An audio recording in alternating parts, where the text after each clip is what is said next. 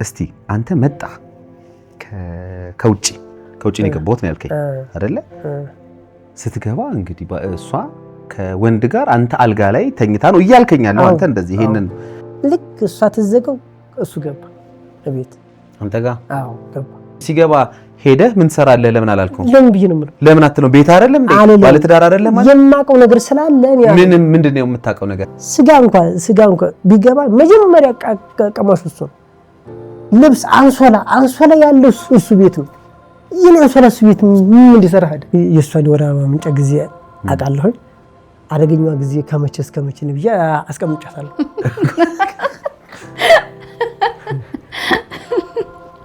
እኔ እሷን ብላለች አልጋ ስር ሆኜ ተኝቼ አይቻታለሁ ከዚህ ሰውዬ ጋር ከጎረቤት ጋር።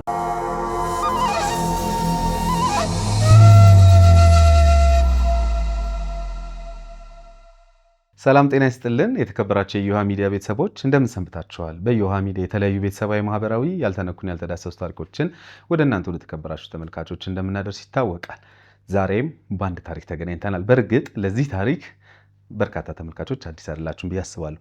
ባለ ታሪካችን ወርቀዘብ ከዚህ በፊት እዚህ ዮሃ ሚዲያ ተገኝታ ይህን ታሪክ ለእናንተ ለተከበራችሁ ተመልካቾች አድርሳለን ነበር። እኔ አልጋ ውስጥ ተኝቼ እሷና እሱ ከላይ ስራቸውን ጨረሱ። ላንቺ ማለት አይቼሻለሁ እንደውም ፎጣን ጥፌ ፎጣውን አልጋው ስራ አላገኘሽውም ወይ? ፎጣ ነበር ፎጣ አግኝቻለሁ። አግኝተሻል? አዎ። እና ማለት አይቶሻል ማለት ነው። እንግዲህ እንደተከታተልነው በዚህ ታሪክ ላይ የልጅዋ አባትም ምላሹን በስልክ ሰጥቶን ነበረ። ኧረ ገባሁኝ። እኔ ከመጋረጃ ስር አልጠረጠርኩ ነበረ። ልክ መጋረጃ ውስጥ ገብቶ ሱሪውን እስከምታጠቅ ዝም ብዬ ደንግጬ ከሌሊቱ 8 ሰዓት ላይ የልጁ ቤት ኪራይና የኔ ቤት ኪራይ እዛው አንድ ግቢ ነው።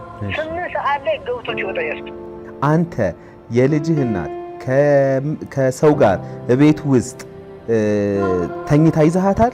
በአይኔ በብረቱ ዛሬ በአካል ሁለቱም እዚህ እንዲመጡ አድርገናል። ምንድነው ዛሬ የሚነግሩን እውነት?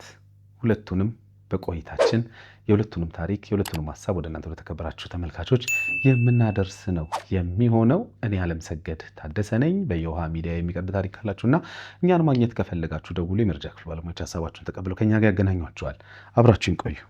ይህ ላንተ ላንቺ ወይም ለርሶ የሚሆን ትክክለኛ መልእክት ነው። ምን አይነት የስሜት ለውጦችን እያስተናገዳችሁ ነው? የድብርት፣ የጭንቀት፣ ከሰው ጋር ያለ መግባባት ወይንስ ባለፈ ታሪኳችሁ ላይ ተከስቶ በነበረው ችግር ዛሬ እንደ አዲስ እያዘናችሁ ነው?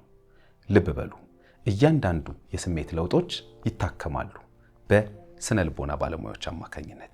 ስለዚህ የሚፈጠርባችሁን ማንኛውንም አይነት የስነ ልቦና ችግር ለባለሙያዎች በማማከር መፍትሄ ማግኘት ይችላሉ። በቅድመና ድህረ ጋብቻ፣ ከሱስ ከወሲብ ጋር በተያያዙ ችግሮች፣ በግል ጉዳይ፣ በድብርት በጭንቀት ውስጥ ካላችሁ፣ ሰዎች አይረዱኝም፣ እኔም ሰዎችን መረዳት አልችልም፣ ከሰዎች ጋር ዝም ላለ ጊዜ መቆየት አልችልም፣ ባለፈው ህይወቴ ላይ በተከሰተው ችግር ዛሬም እንደ አዲስ እያሰብኩት እየተጎዳው እየታመምኩ ነው፣ በትዳሬ በቤተሰብ ጉዳይም መግባባት አቅቶኛል፣ ከልጆቼ ጋር በተለይ ልግባባ አልቻልኩኝም፣ ለልጆቼ የባለሙያ እገዛ ያስፈልጋል የምትሉ ከሆነ በሀገር ውስጥም ከሀገር ውጭም ያላችሁ ኢትዮጵያውያን ልትደውሉልን ትችላላችሁ። ባለሙያዎቻችንን እዚህ በአካል በመገኘት አሊያም በኦንላይን መጠቀም ትችላላችሁ። በ0928 444 222 ላይ ደውሉልን።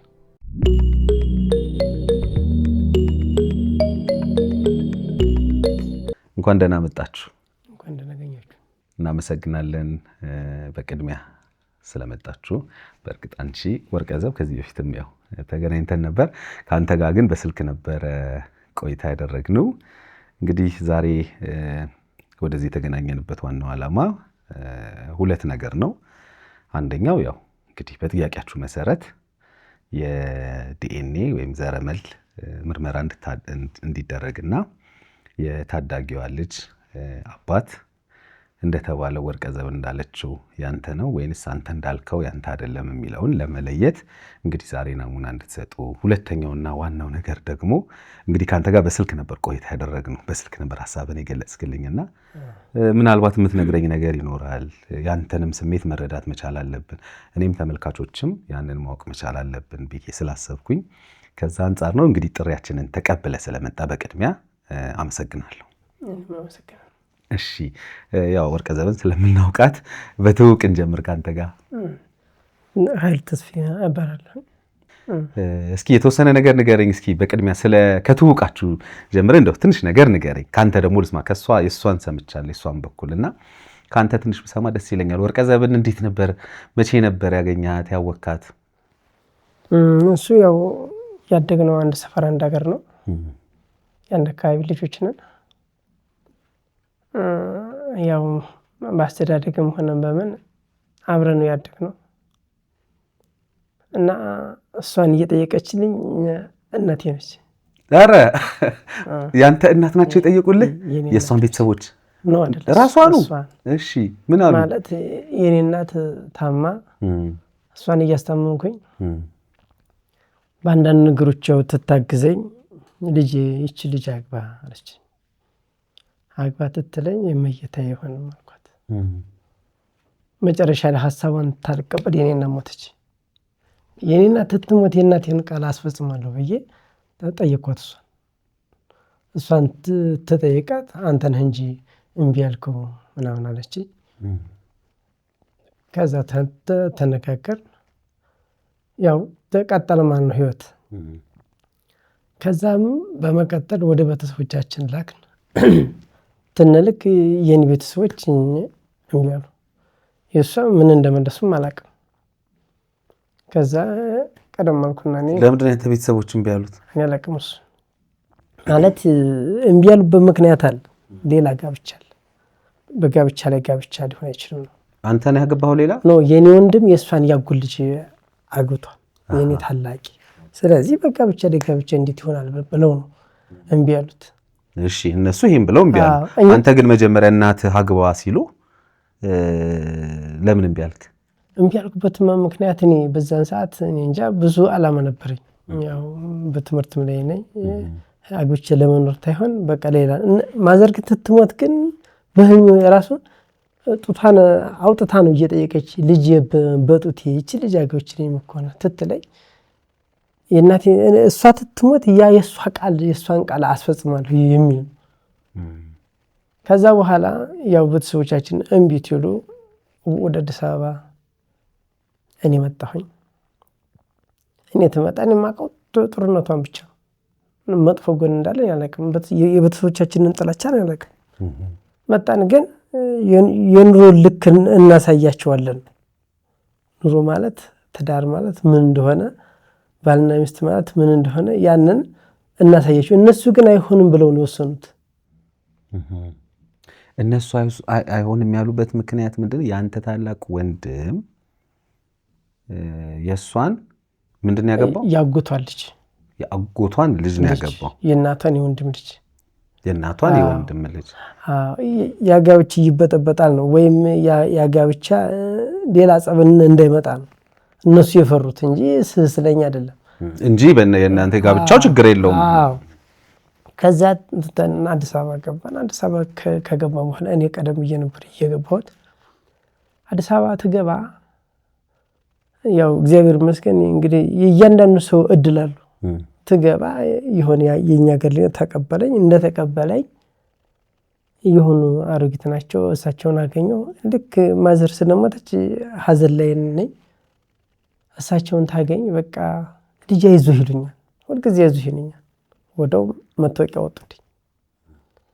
ከዛ ግቢ ቤት ሰራሁላቸው። አንድ ክላስ ቤት ሰጡኝ። ያ ይዞኝ የመጣው ጓደኛዬ እንዴት ከኔ ኋላ መጣህ አንተ በነፃ ቤት ትቀመጣለህ ወይ የኔን ቤት ኪራይ አግዘኝ ወይም አንተንማ ይለኛል። እያልኩ ዝም ብዬ እንትን ትል እሷ መታ ነው ይሄ ነገር እንትን ያለው። እሷ መታለች? አዎ አለች። መታ አብረህ መኖር ጀመረ። ታዲያ እሱ ምንድነው ሐሳቡ? ምንድነው ሐሳቡ? አንተ ከኔ ኋላ ስለመጣህ እዚህ እናንተ የነጻ ቤት እድል ስላገኘ በቃ አግዘኝ ነው የሚለኝ። ምን ማለት ነው? እንደዚህ ይባላል። ምንድነው እንትኑ አልገባኝ እኮ ያው የምቀኝን መንፈስ ነው ዞሮ እንግዲህ። ከዛ እሷ እንደመጣች ብድግ ያለችና ውጭ ሄደች። ውጭ ላኳት። አንድ በሬ ነበረኝ እሱ ሸጬ ላኳት። በቃ ከዛ ጋር በጣም እንትን ምንድነው ፈገግ እያለች ነው። እያስታወስሽ ነው በፊቱን? ጥያቄዎች ካሉሽ ንገሪኝ እሺ። በመሃል ይቻላል። አዎ ለኔ ትነግሪኛለሽ። ባታስታውስም የተሳሳተ ነገር ካለ ትነግሪኛለሽ። አይ ፈገግ ስትይ ምናልባት እያስታወስሽ ነው፣ እኔም ግራ ስለተጋባሁ ነው። እያስታወስሽ ነው ወይስ እሱ እየዋሸ ነው እያልሽ ነው የሚለውን ለመለየት የረሳውን እሱን ትነግሪኛለሽ። አንቺ የዘለላቸው ነገሮችም ትነግሪኛለሽ። ከዛው በኋላ ይጨርስና እንግዲህ ወደ ውጭ ሄደች። ውጭ ከሄደ በኋላ ለካ እነሱ ምን ያህል ጊዜ ቆይታችሁ ውጭ ሄደች?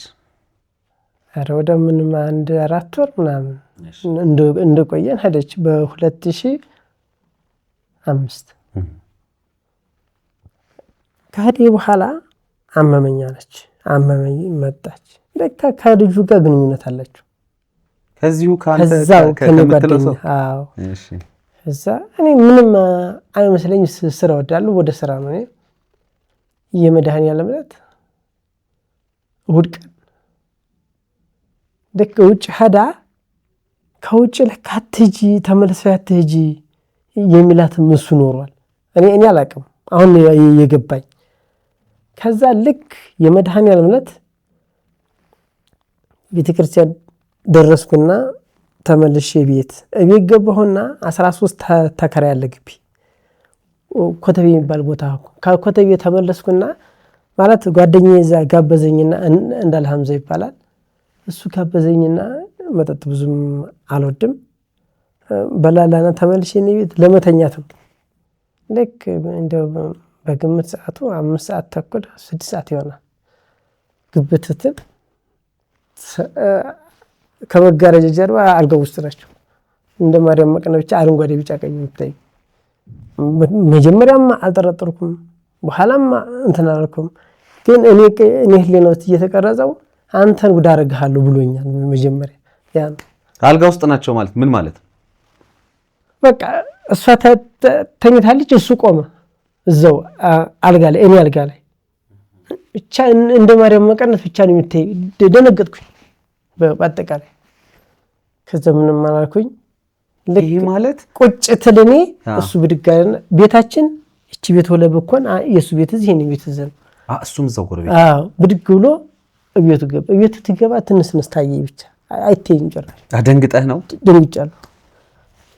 ምንም አላልኩኝ። በቃ ከእንግዲህ ወደ እየተቀበልከኝ ባለውለቴ አንተ ነህ፣ ወንድሜ ነህ። ሰውም ይስቅብናል። እቤት ያትቀበል ለአንተ ኃይል እየመድኃኒዓለም። ከዛ በኋላ ተጣላን። መታወት ያን ከዛ ሰፈር ዘመዶቼ አንስተው እየተወሰዱኝ ቃልቲ ያመጡኝ። ከሷ ጋር አብራችሁ ቃልቲ ያመጡኝ። አንዴ እዚች ጋ ይሄ ነገር የተፈጠረው እሷ መጣች። እንግዲህ 1-4 ወር ቆየን አልከኝ። ከዛ አረብ ሀገር ሄደች። ከዛ መጣች። ምን ያህል ጊዜ ቆይታ ነው የመጣችው? 5 ወር 6 ወር። እሺ ቆይታ መጣች። ልክ በመጣች ቅስፈት ነው የተወሰነ ተመለሰሽ ሂጂ አልኳት። አልሄድም ማለት ለምንድን ማከጁ? እኛ ለመቀየር ነው። ቤተሰብ የለንም፣ ዘመድ የለንም። አንቺ ምን ነው እኔም አንቺም ብለን የመጣ ነው። ረዳት የለንም። ብከጅ ምን ችግር አለ? እዚህ ነገር ይመጣል። ከዛ ስራ መለ ምን ይመለ እኔ ብቻ ለምን እዚህ ነገር ይመጣል የምትለው አንተ ገና ከመጀመሪያ ምንም ነገር ሳታይ ልጁ የሆነ ተንኮል እንዳሰብ ነው ያውቃለሁ። አይ ማንም ሰው እኮ ምንም ነገር ሊያስብ ይችላል። እንደው ማለት መቼም አይደል ትዳር እኮ ነገር ትዳር ከባድ ነው መቼም አይደል? ትዳር ማለትማ ምንም የማይታይ የማይዳሰስ ነገር ነው። እሱማ ላወቀው ሰው ነው፣ ላላወቀው ደግሞ ያው ከባድ ነው። እና ከዛ በኋላ ቃልቲ ያመጡኝ የኔ ዘመዶች ሰበርና ጣላት እሷ ነው ይሄን ትሉኝ። እኔ እዛ ጋር ሌላ ጋብቻ አለ። እዚህ ደግሞ የእሷ ዘመዶች ደግሞ ለኔ በእናቴ ደግሞ ዘመዶች ናቸው። ምድር ሰበርና ጣላት ማለት እሷ ነው። ለምን በቃ ይሄን ስላደረገች አሉኝ። እኔም ያልኩት እሺ፣ ወደ ድርጊቱ እንመለስ አንዴና ግልጽ እንዲሆን ለኔ ለተመልካቾችም እንግዲህ ማለት እስቲ አንተ መጣ ከውጪ ከውጭ ነው የገባሁት ነው ያልከኝ አይደለ? ስትገባ እንግዲህ እሷ ከወንድ ጋር አንተ አልጋ ላይ ተኝታ ነው እያልከኝ ያለው አንተ እንደዚህ ይሄንን አይቻል እስቲ ያን ቀን አስረዳኝ። ይሄንን ድርጊት እኔና እሷ አልፈናል፣ ተማምነናል። አሁን ወደዚህኛው ልንጣ። ይሄኛውን መጀመሪያ ሂደቱን ንገረኝ። ይሄኛውማ ሂደቱ እኮ አልኩህ። ሂደቱ በቃ ሰውየውን እዛ አገኘሁት፣ እኔና እሷ ተማመን። እንዴት ተማመን? አንቆይ ነው አልነካኝም ማለት አንቆይ ነው እንጂ አልነካኝም። ሰው አይቷል ይሄን ነገር ነው? ማንም አላየም። ጎረቤት ያውቃል? ጎረቤት ምን ያውቃል? ማንም ያውቃል። እኔ ብቻ አንተና እሷ ተማምናችኋል? ልጁ አንቆይ ነው እኔ አልነካኝም። ስለዚህ መጀመሪያ መጥፎ ባህሪ እንዳለውና የኔን ያንተን ህይወት እንደሚረብሽ አታውቅም ወይ ትትለኝ ነገሩን ሁላ እየቀዘቀዝኩ ሙቀት ተውኩት። አልጋ ላይ ቆሞ አየሁት ነው ያልከው። መቼም አሁን እሷ ደግሞ እንዳለችው አንቆኝ ወይም አስገድዶኝ ነው። አልጋው ላይ አንተ አልጋ ላይ እሱ ግንኙነት ፈጽሟል የሚያስብል ነገር አይተሃል? እሱን ታይሆን ማንም ቢሆን ማንም እኔ አልጋ ላይ ገብቶ ልክ ያየሁት እኮ ነው። ረጅም ሰውየው ቆሞ እኔም ደነገጥኩ፣ ቆምኩ። ሰውየው ቆሞ በቃ ሱሪው እንትን ትልስ ይሰማኛል። ድንጋጤ ውስጥ ነኝ። አሁን ይሄንን ሂደት ሁላ ነገር አልፏል ብያለሁ። ወደዚህኛው መጣ ይሻላል። እሺ፣ ወደዚህኛው ከመምጣት በፊት እኔ ቆይ አንዴ ለሷ ጥያቄ ልጠይቅሽ። ወርቀዘብ እኔ ግራ ነው የገባኝ ማለት አንቺ እና እሱ ይሄን ነገር ተማምናችኋል ማለት ያ ሰውዬ አሁን ያለው ግለሰብ ከአንቺ ጋር አልጋችሁ ላይ ከእሱ ጋር የምተኝበት አልጋ ላይ አብራችሁ ይዟችኋል? እሱ አይቷችኋል? ውሸት ነው። ቀኑም ያስታውሳለሁ። ገና ማክሰኞ ቀን ነበረ። ከውጭ ደግሞ በአንድ ዓመቴ ነው የመጣሁት። በ5 ወሯ ነው የመጣችው ነው እያለ ያለው። ይሄ ክርክር ሳይሆን ይሄ ቀነቀሽ ለመተማመን ሐምሌ 24 ይሁን ሄድኩትኝ ነሐሴ ምናምን ላይ ነው የመጣሁት በአመቴ። ማንም የማይከደው ነገር ነው። አመት ተቀምጫለሁ። የወፍ በሽታ ይዛኝ ነው የመጣሁት እኔ። እዚህም በባህል መድኃኒት ነው ዳንኩት ብያለሁ። በፊትም 1 አመት እንግዲህ ቤተሰቦችም ይቆጥራሉ፣ እሱም ደግሞ ይቆጥራል። ያው እንግዲህ እንዴት እንደ ጊዜው አይደለም እኔ አሁን የጠየቅኩሽ። እና አትሄጂ ብሏታል ምናምን የሚባለው ነገር ውሸት ነው። ወርቀዘብ አሁንም እኔ የጠየቅኩሽ እኮ አልጋው ላይ ተኝታችሁ አግኝተን እሱን ብቻ መልሽልኝ። ዘይት ልንገዛ ቀበሌ ሄድን ከሆነች ጓደኛዬ ጋር ማለት አካራችን ቀበሌ ነበር የሚሰሩት። እሳቸው ጋር ሄደን ዘይት ቀበሌ ውስጥ ነው የሚሰሩት። አመጣንና ለእኔም አምጡልኝ አለ ያለች። ደብረ ብርሃን ልሄድ ነው ለበዓል። ቀኑ እሑድ ቀን ነው መድኃኒዓለም፣ ማክሰኞ ገና ነው። ከዛ ያንን ዘይት አምጡልኝ ስል ትተን ሄድን። ቶሎ አልደረሰልን ብር። ደብረ ብርሃን ልሄድ ቸኩሏል። እንደዚህ ግቢ ውስጥ ራሱ ስፖርት የሚሰሩ ልጆች አሉ። ጠዋት ነው ቀኑ ወደ 4 ሰዓት ምናምን ይሆናል። ስፖርት የሚሰሩ አሉ። ግቢው በሙሉ ሰው ነው። ከዛ ያ ልጅ ያን ዘይት አመጣሽልኝ ብሎ፣ ቤቷ ደግሞ በጣም ጠባብ ናት። በቃ እግርጅ እንደዚህ ትንሽ ናት። በቃ አንድ አልጋና አንድ ወንበር ነው ያዘችው። ያሁኗ ሳትሆን የዱሮዋ። ከዛ እዛ ያንን ዘይት አመጣሽልኝ ብሎ እኔ እንደውም ቁርስ እየሰራው ነው፣ እሱ የለም እንትና ኮተቤ ሄጃለሁ ነው ምናምን ነው ያለው። ከዛ ገብቷል ቤት። ዘይቱን አመጣሽልኝ ወይ ሊል ነው የገባው። እሱ ቀደምም ጥርጣሬም እንግዲህ ተቀራረባችን ከዛ ልጅ ጋር ብያለሁ። ድሮም እንተዋወቃለን። ከዚህ የበለጠ ከዛ ጋር ነው የምንቀራረበው። ትምህርት ቤትም ስንሄድ ከዛ ጋር ነው። ልክ በዛ አቃራቢ መቀራረባችንን አይቶ የሆነ የተጠራጠረው ነገር ሊኖር ይችላል። አልጋ ላይ ነበር አልነበረም? የሰጠራ ወንበር ነበረች። እንደው ይሄ ሰጠራ ወንበር አለ አይደል? 3 ሰው የሚያስቀምጠው እዛ ላይ ቁጭ ብሎ ነው ያገኘው። እመጣለሁ ወደ አንቺ። እሺ ቀጥል። ይሄን እንግዲህ ያው እናንተ በራሳችሁ በህሊናችሁ የምትገምቱ ነገር ነው። ወደዚህኛው ናሽ ወደዚህኛው ልምጣ ብለኸኛል። እሺ ችግር የለውም። እሷ በመካር ሁልጊዜም ይሄን ነገር ራሱ እኔና እሷ ተማምነንበት በቃ ሌላ ህይወት እንድንጀምር አድርገናል። በቃ እኔ አይቻለሁኝ። አዎ ልክ ነው በቃ አለችኝ። አሁን ካደች እንጂ በቃ ይሄን ነገር አርመነዋል። ልጁ እኛን እንደሚመቀኘን እኛ ደግሞ ለፍተን ለመቀየር እንደምንጥር ሁሉን ነገር እንትን ብለን ነበር። አሁን ይሄው እንትን እያለች ነው። ችግር የለውም። ከዛ እዚህ ከመጣሁ በኋላ እንግዲህ ያን ሰፈር ለቀና እዚህ ሰፈር ደግሞ ያው አዲስ ቤት ተከራየን። አዲስ ህይወት ማለት ነው። የዛኛው ያ እዛ የታየው ነገር ህሊና ውስጥ አልገባል ማለት እንደዚህ እንሆንም ጭራሽ እኔ ምክር አማክሪያት የኔ ተቃራኒ ነች እሷ ማለት ለምሳሌ እንደዚህ አድርገን ብንሰራ አረ ይሄ ሆነም ነው ሊያ ነገር አጠቀም የሆነ ነገር አፍልቀን ወይም ሆነ ነገር አድርገን እንስራ እሷ አጠቀም የዛ ተቃራኒ ስለዚህ እንደዚህ ከሆነ ትዳር ምን ያደርግልኛል ብዬ ወሰንኩ ተወሰን በመሐከል ሊመጣ ለየመጣ ጊዜ ክፍለ ሀገር ሄደች እዛ ወለደች ከዛ የሷና የኔ መሬቶች አሉ እነዛ መሬቶች የቀን ስራ እየሰራው የኔን ታላቅ ወንድሜን አሳርሳለሁ የሁለታችሁን መሬት የኔ ይመጣል የሷንማ የሆነ ነገር አጠራቀም የሆነ ነገር ለመስራት ነው ዓላማዬ ለመቀየር ነው እንጂ ለመደረታ አይደለም ግን ዓላማ ከሚያግዝ ሰው ጋር መጓዝ ደግሞ ትንሽ እንዴ ይላል ከዛ ያንን መሬት እያሳረስኩኝ የምከተተው እሷ ቤተሰቦች ቤት ነው ይቀመጥ ችግር 40 ኩንታል ስንዴ ያንን ህል ለመደበቅ ፈልገው ለእያንዳንዱ ዘመድ ነገርኩኝ እባካችሁ ምንድነው ችግሩ ያኛው አልፏል በቃ ያኛውን መጠራጠሩን ስጠን በቃ ለመቀየር እንሞክር በሷ ስም ሆነ ነገር ይገዛ እንደው ያጎታለች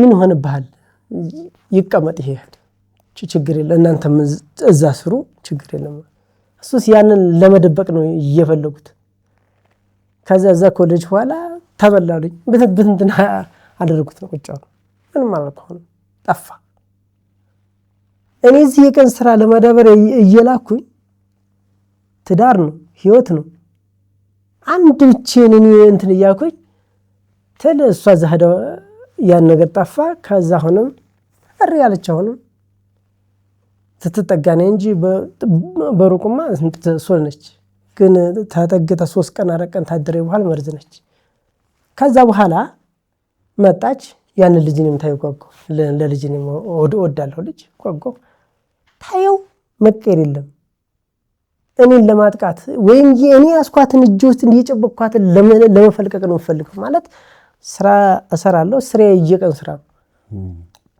እኔ የማገኛት ነገር ቢያንስ የሆነች ነገር አራዝመን ህይወታችን ለመምራት ነው ፈልገው እሷ የዛ ተቃራኒ ነች ሆነ ስለዚህ ትዳር ምን ያደርጋል ይወሰንኩኝ ይሄ ልጅ ይደገኩ ነገርኳት በቃ እኔናንቺ መቀጠል የለብንም ከእንግዲህ ይብቃል እዛም ያን መስል ጋብቻ አለ ስለዚህ ይብቃና አልኩኝ ጓደኛዬ ይሆን ትንሽ ለሰው ላስረክባት ነው ስለዚህ ተረከብተው ነበር ካለ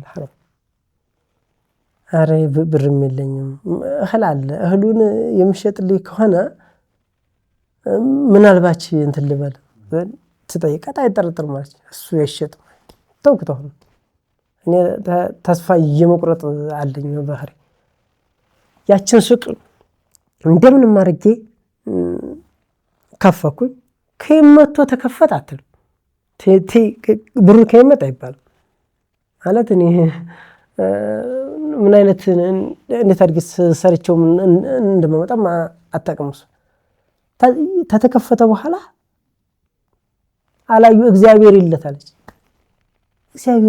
እግዚአብሔር ልትማት ምን ማለት ነው ሱቅ ነው ከፍቶ የሰጠኝ ወይም እኔ ስለ ንግዱ ምንም ነገር ያላቀም ስለዚህ ይሄ ሰውዬ እንደዚህ ባደረገ እንዴት ይረገማል እግዚአብሔር ይለት እሱም ፈልገው እኔ ገንዘብ እንዳላገኝ እኔ ሰርቼ እንዳልቀየር በቃ እድሜ 10 ምናምን አመት ሆነ እጅ ላይ ምን ነገር የለም ለምንድን ነው እንደዚህ የምታስበው ብለህ ታስባለህ ምክንያቱም ያንተ መቀየር ማለት የሷ መቀየር ነው ያንተ መቀየር ማለት ያው የጋራ መቀየር ነውና እሷ እንዴት እንደዚህ ታስብ ትችላለች ብለህ ታስብ ከበተሰብም እዛ ከበተሰብም እሱ ከሷ ጋር አይኖርም የሚልም እንትን አላቸው እኔ ታክ አላቸው ትቷት ይሄዳል ነው በቃ እሱ አላቸው እኔ ደግሞ ያንን በተግባር ከሷ ጋር ኑሮ ለመመስረትና ያለውን ሁኔታ ተቀይረን ማየት ነው ፈልገው አልጠጣም አላጨስም በጊዜ ቤትም እኔ ገንዘብ ለሚያስተሞክር በቃ ምን ልበል ለማንኛውም እሷ የኔ ተቃራኒ ብያለሁ ከዛ በኋላ ይሄ ልጅ እንደሰጠኝ 3 ከሰረ ሱቅ እንደውም ያንኛውን ታሪክ እንደውም አንደኛው እየከሰረበት እኔ ሱቅ ወደ ሱቅ አርጊያት እሷን እኔ እየቀን ስራ የምሰራው ለመጨመር ማለት ነው።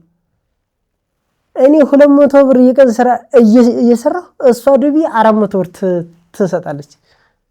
አረ ይሄ ነገር አይሆንም። እንዴት ዱቤ ትሰጫለሽ? እኔ ቀን ስራ እኮ ነው የምሰራው። እንዴት 400 ብር እኔ 200 ብር ሙለው እንዴት 400 ብር? ዱቤ እኮ የሱቅ አንድ አካል አይደል እንዴ? አዎ አንድ አካል እኮ ነው ማለት ሱቅ ውስጥ ዱቤ ይሰጣል። ቢሆንም ለማይመልስ ሰው ነው። እኔ ያን ነገር ቢመልሱላት እኮ አልሰማም ነበር። ግን ከሱ 400 ብር ወስደው ነው የነጠቋት። ኃይሉን እንዳይሰማ የሆነ ነገር ትሰጥ ከኔ ተደብቆ ነው አይደለም። ዱቤው እንደምትባል የሱቁን እርግፍ አድርጎ አይደለም በቃ አለው የሁሉም እንትን። ከዛ በኋላ አሁንም ከሰረ። ክፍለ ሀገር በጎ የነበሩ እነሱን ሸኩና አመጣ። ብር ታመጣ ከይመጣ ይባል ብቻ እሱ ጋር ያለውን ንብረት ብቻ እንትን አሁን እንደማ አንተ ነው። መጨረሻ ላይ ነግሬያታለሁ። ሁለተኛ ልጅ እንዳንወልድ ይሄንን ብቻ እንድናሳድግ። በዛ አጋጣሚ ልጁ 4 ዓመት እስከሚሞላው ድረስ እኔ እንትላለሁ እቆጥራለሁ ማለት የሷን ወራ ማምጫ ጊዜ አጣለሁኝ። አደገኛዋ ጊዜ ከመቼ እስከ መቼ ነው ብዬ አስቀምጫታለሁ።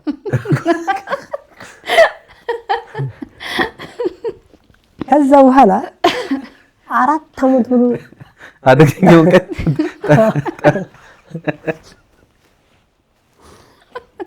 ጠብቃት ታረግበት። አዎ እሷ ግን ይሄን ነገር አታውቅም። እኔ መቁጠር ራሷ አታውቅም። የታዳለች ሐኪም ቤት ኦኬ ሳታውቅ ኖ እንትኑ ወሊድ ቀረ ብላ ኦኬ እሺ። አሁን ይሄን ሁላ ደብቀዋለች። ሐኪም ቤት ከዳ ታማክራለች መሰል መታ የሆነ ነገር ተናገረች። በልቧ ያሰበችውን ባፋ ታወራለች። እሱ በልቧ የሆነ ነገር ታሰበች። የእሷን ብቻ መጠበቅ ነው ያለብኝ። ከዛ ግልጽ ናት ታወራለች። አዎ ከዛ ቆይ ግድል ማለች እንደዚህ እንደተጨወክብኝ ከሌላ ሰው አርግዤ አሽክም ሄል አለች። ዝም አልኩ። ምንም ነገር የለም። ግን ያሰበችውን እርግጠኛ እንትን ትላለች። ዝም አልኩኝ። አሁንም ከዛ 2017 ሚያዝያ 3 ቀን ምን ከዚህ በኋላ አሁን ስራ ለመስራት ፈለኩኝ። የእህቷን ልጅ አመጣሁኝ። አንቺም ስራሽን ስሪ፣ እኔም ደግሞ እየተባረርኩኝ ልስራ። ይቺ ልጅ ይህን ሱቅ ተያዘው። እሺ ተባባል። እሺ አለች። ከተማመን በኋላ ወርም እንጃ ታይሆናት ይቺ ልጅ እንዴት አምናሃት እዚህ ሱቅ ትቀመጣለች? እኔ ነኝ የምሰራው እሱ አይደለች። ተማመን እኮ ምንድነው ብትሰራ ምን ችግር? እህትሽ ነች፣ የእህትሽ ልጅ ነች። ለቅለቀር ትነጣላ ይዘህብኛል አለች። ይህቷ ልጅ እኔ ይሄ ምንድነው ይሄን ያለች በምክንያት የዛኛውን የድሮውን ሐሳብ ወደ እኔ እንትን ለማለት ስለፈለገችና ነኝ እንጂ ይህቷ ልጅ ነች። እንዴት ይህቷ ልጅ እኔ ይዛለሁ። ተጣሉ። ያቺም ልጅ አባረርኩኝ፣ ወጣሁኝ። 6 ወር ተቀመጥኩ ሱቅ። እሱ ከ6 ወር ተቀመጥ ሱቅ 6 ወር ተቀመጥኩ ማለት 6 ወር ብቻ። አዎ አልገባም። 6 ወር ቤት ሱቅ ተቀመጥ። የኔ ንብረት አይመስላትም ጭራሽ። የኔ ንብረት እሷ እጃ ተገባ ለማባከል ለመስጠት ለመርጨት ነው። እኔ እንዲሁ ባዶዬን እንድቀረው ፈልገው። ግን የኔ ንብረት የሷ ንብረት ነበር። በፍጹም ያንተን ንብረት የኔን ንብረት አይደለም የምትለው ይዋለች። ለምን የሆነም ስራ ገባች። እስከ 5 ሰዓት ሰርታ ከ5 ሰዓት እስከ 8 ሰዓት ትተኛለች። ከ5 ሰዓት እስከ 8 ሰዓት እየደከማት ይሆን? እየደከማት አይደለም እየደከማት አይሆን። ቢያንስ ያንን ስራ ያለማገዝና ያ ስራ የኔ ነው ያለ ማለት ነው። ሚያዝያ 3 ቀን ክፍለ ሀገር መራቤቴ ውስጥ የሆነ ቤተክርስቲያን እየመሰራ ነበር። እዛኩ ማለት ባማክራት የኔ ምክር ተቃራኒ ብያለሁ። ምንም አማከርኩ ምንም ለዛ ተቃራኒ ነች። ምክር እኮ ማለት ትዳር እኮ ማለት ተመካክረህ ይሄን በዚህ ይሄ ይሆናል የሚል ነው። መቼም የትዳር ምስጢር መቼም የማያውቅ ሰው የለም። እሱ የዛ ተቃራኒ ስለሆነ የወንድሜ ልጅ አመጣሁና ሱቅ ያችን ልጅ አባረሬ ነው ያችን አባረን እንደገና ተባልካትን እሷን አባረርኩ። ደግሞ ሌላ የወንድሜ ልጅ አመጣሁ ነው ይሄ ምን ትለው ይሆን ብዬ እሱን አመጣሁ። እሱን ታመጣሁ በኋላ በአንድ ወገን የእናቷ የወንድም ልጅ ነው። አሁንም ይሄ ልጅ እሱ ተመጣ በኋላ እኔ ሄድኩኝ እዛ ስራ እየሰራው እንግዲህ ከሚያዝያ 3 ቀን ግንቦት 29 ሱቁ ተቃጠለ ተባለ። እቃው መልቼ ነው ሄድኩት ብዬን ሄድኩት። ግንቦት 29 ቀን ዓርብ ቀን ነበር። ሱቁ ተቃጠለ። ሲደወልልኝ እሁድ መጣሁ። ትመጣ ከሰል ብቻ ነው ያለው፣ ሌላ ምንም ነገር የለም። አንድ ነገር እየተረፈ የለም። ቢያንስ እጃቸው ላይ ብር አለ የሚል ነበር እኔ እያሰብኩት። ብርም የለም። ምንድነው? የለም፣ ምንም ነገር የለም። ብቻ ቴሌቪዥንና ብፌ ምናምን ገዝታለች። ምንም አላልኩኝ፣ ዝም አልኩ። ነገሮችም በዝምታ ነው የማሳልፈው። ያ ነገር በጣም አናደደኝ። ቢያናደደኝ ደግሞ በአንድ ወገን ያስደስተኝ ነገር የወንድሜ ልጅ ውስጡ ነበር። የወንድሜ ልጅ ቢቃጠልብኝስ የሚለው ደግሞ ውስጤና አስደሰተው። ከዛ ያንን እቃም አወጣን። ምን እሁድ መጣሁ። እሁድ በፖሊስ ተከቧል። ሰኞ ነው መሰል እቃው ታየ። እቃ ሲታይ የማንምልበትን ቡና ብቻ ትንሳለ እንጂ ሌላው ግማሽ በቃ ምንም ነገር እየተረፈ የለም። ተቃጠለ። ሰኞ ወጣሁ። ማክሰኞ ሱቁ ያው ባዶ ሆነ። ሰውየው ሊሰራልን ተነጋገርን። እቃ ነው ቤት አስገባን። ግማሹ ቤት እዛኛው ቤት ሁን ትለኛለች። ደግሞ እቃው ትገባ የኛ ቤት ሰፊ ነው፣ ጓዳም አለው። እዛ ቤት ይሁን ትለኛለች። ያ ቤት ማን ነው? የማን ቤት? ይሄኛው ልጅ አሁን የተከራየው ደግሞ እዛው ቤት ደግሞ ይሄ የድሮ የመጀመሪያው አይደለም። እሱም አልፏል። እሱ አልፎ በቃ ከሱ ጋር ተለያይታችኋል። ይሄ ሌላ ነው። ይሄ ደግሞ ጓደኛዬ ነው። ይሄም ጓደኛ ነው። ጓደኛዬ ነው። ከዛ እኔ ያንንም እኮ ትቀራረብ ነበር። እንቀራረባለን። እሺ፣ ይሄ ጓደኛክ ነው፣ ጎረቤትክ ነው ነው። እሺ። ከዛ እቃ እዛ ይሁን ትለኛለች። ጉድ እያልኩኝ ነገሮችን ወደ ውጭ እያለማውጣት አሁንም ያስኩት የሆነ አክሽን ድርጊቶች አሉ። አያለሁ፣ ዝም እላለሁ። እነሱ ያውቁ። እንደውም በጣም ፒስ ሆንኩኝ ነገሮችን ለማየት ነገሮችን ለማወቅ። በቃ እንዴት አድርጌ ልወቀው? በጣም ድብቅ የሆነ ነገር እንደ በምንም መልኩ ልታውቅ ማይችል። ምንም ከሌለ እኮ ምንም ማወቅ አይቻልም። ግን አላ ያን ነገር እኔ ደግሞ ለማወቅ ፈለኩ። ውስጥ ነው አለ የሚል ውስጥ አይደለም። በተግባር አንድ ቀን ሁለት ቀን አይተህ ያ ነገር ትክክል ነው ትክክል አይደለም ብለህ እሱን ማረጋገጥ አለብህ እኮ። ምን አረጋጋ? አንተ እኮ ምንም አላረጋጋ። ኦይ እዚሁ ላይ ከዛ እቃ ቤት እዛ ይግባት ትለኝ የኛ ቤት መሆኑ እዛ ግማሹ እሱ ጋር ገባ፣ ግማሹ እዛ ገባ። ከዛ በኋላ እኔ አሁንም ወደ ቀን ስራ ገባሁ። እኔ ወደ ቀን ስራ ትገባ መጀመሪያ ግን እየሳኩት ነገር እቤት ቡና አልጠጣም። ለምን? በቃ እኔን ያማላት ነው የሷ ቡና። በቃ አሜት አለ የለ እሱን ስለምጣላ ቡና ለመጠጣት አልፈልግም። ቤት አጣጮቹን እነሱ ናቸው። እኔ የሌለሁበት ነው ቡና ተፈልቶ የሚጠጡት። ይቅርታ ወደኋላ ልመለስና እሷ የኔ ተቃራኒ ብያለሁ። ለገና አካባቢ ስጋ ይዤ ገብቼ እኔ ወደ ቤት ስጋ ይዤ ትገባ፣ እሷ ወደ ውጭ ምትወጣ። እቤት አስቀምጬ ድመት በላችሁ ስጋው። ለምን? በቃ ነገሩ ሁላ የኔ ተቃራኒ ነው። ስጋ ገብቼ ተገባ። ይሄን ጥንብ ደግሞ ገሱብኝ መጣኑት። በቃ ምክንያቱም የኔ ተቃራኒ ነች እሷ። እኔ የሰራው ስራ ለሷ አይጥማትም ጭራሽ። ስለዚህ ይሄ ህይወት አሁን የኔ ውሳኔ ይሄ ህይወት አሁን መቋረጥ አለበት ብዬ ወስኛለሁ። ከዛ የሆነ ድርጊቶች ታይ መከታተል ጀመርኩ። በቅርብ ርቀት ማየት ጀመርኩ። ሰኔም በሙሉ እያየሁኝ እነሱ ያውቁ ሐምሌ ሱቁ ተስተካከለና ሱቅ ወጣ እኔ ጋር ለማደር ሐምሌ 2 አካባቢ እኔ ጋር ለማደር ከመቼ ወዲህ እኔ ጋር መተሽ የምታድሩ ከመቼ ወዲህ መቼ አንተ ያንን ሁሉ ጊዜ የምታድረው ሱቅ ነው? እዛኛው ሰው አለ የኔ ወንድሜ ልጅ አለ የሷ የእህቷ ልጅ አለች ቤታችሁ ውስጥ። ስለዚህ እኔ እዛ ተቃጠለው ሱቅ የተቃጠለው ግን እንደው የቱ ነው የሚቀለው? መቼም ለባለ ትዳር ልጅ ላለው ሰው የቱ ነው የሚቀለው? ማለት እናንተ ራሳችሁ ቤታችሁ ውስጥ አድራችሁ እነዛን ያመጣችኋቸውን ሰዎች እዛ ማሳደር ይቀላል ወይስ? አይ የሰው ነው። እምነት ካለት ትዳር ምስጢር ነው። ትዳር ማለት ምስጢር ነው። እኔና እሷ አንደኛ የእህቷ ላይ ነች፣ አንደኛው ደግሞ ያጎቷ ላይ ነው፣ ለኔ የወንድሜ ላይ ነው። እነሱን እዛ ተማሳደር ይልቅ እኔ ማደር አለብኝ የሚለው ነው።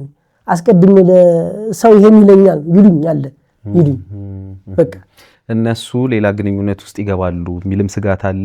ከዛ ደግሞ ሰው ዘመዳቸው በርግጥ እነሱ ዘመዳም ነች። እነሱን ግን እነሱን እዛ ክፍት ቤት ውስጥ እንትን ተምል እኔ እዛ ማደር አለብኝ የሚል እንደውም ያን የወንድሜ ልጅ ይዤ አብሬ ነው እዛ። እሺ ከዛ እሷ ማደር ፈለገች ካንተ ጋር? ከዛ ማደር ፈለገች እንጂ ነገር እኔ ታቅዱም እየተጠራጠርኩ ከዛ ማየት ጀመርኩ።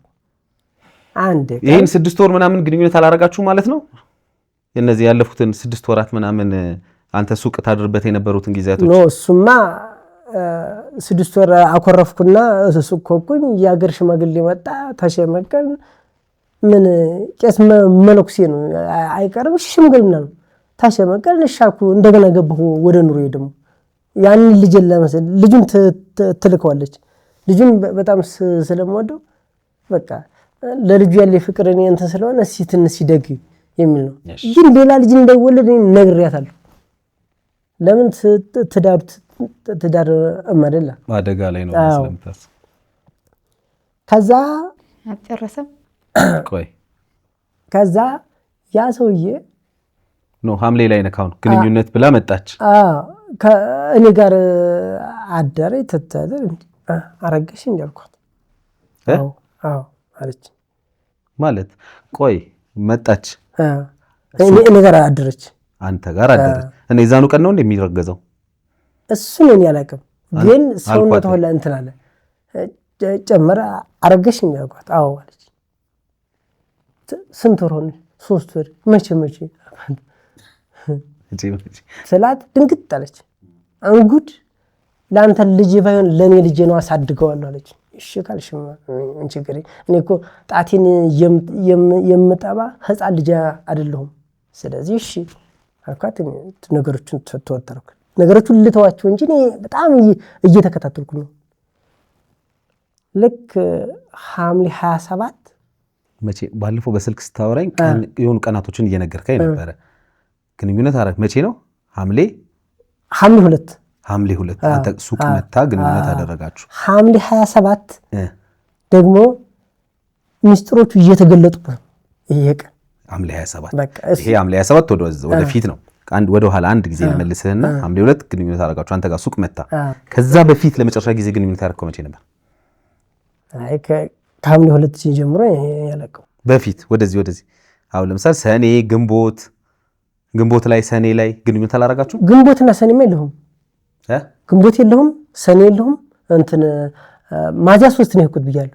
ሚያዝያና ግንቦትን የለሁም። ሰኔ ላይ አለ። ሰኔ 2 መጣሁ። እሺ ከሰኔ 2 እስከ ሐምሌ 2 ባለው በአንድ ወር ውስጥ ግንኙነት አላደረጋችሁ? የለም አላደረግንም።